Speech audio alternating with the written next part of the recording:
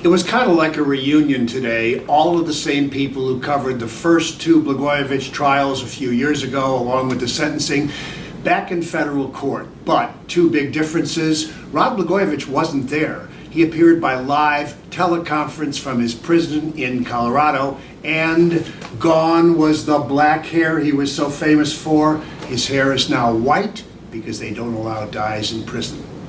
As for the hearing itself, Blagojevich claimed to be a new man who's accepted responsibility, lost his anger, and spends his days in prison teaching and mentoring other inmates because he wants to set a good example for his daughters back home. Both of those daughters stood up in court and read statements in support of their father, talking about how much they miss him and how much they need him and how important he is to the family.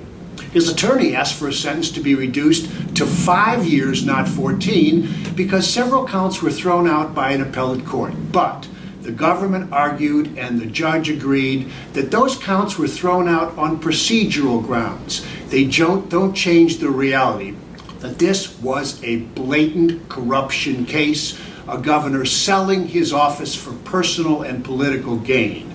They also argued, and the judge made this very clear, he tore the fabric of Illinois, he undermined people's faith in government, and that has not been repaired or restored.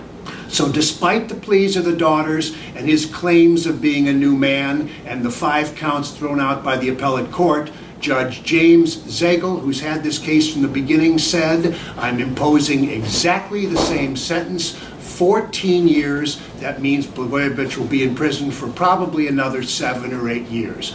Quite a scene, a bit of a surprise, but not that much. When the government and the judge explained that despite the good deeds in court and the pleas of the daughters and 100 letters sent by inmates, nothing much changed about the corruption itself. The case was the same, the damage done was the same, the tearing of the fabric of Illinois is the same, and so the sentence is the same. Now, the sentence can be appealed, but only on the grounds that it might have been too harsh, that's it. The likelihood of the sentence being changed or reduced is very, very slim. Rod Blagojevich is going to be in prison much, much longer, probably another 7 years.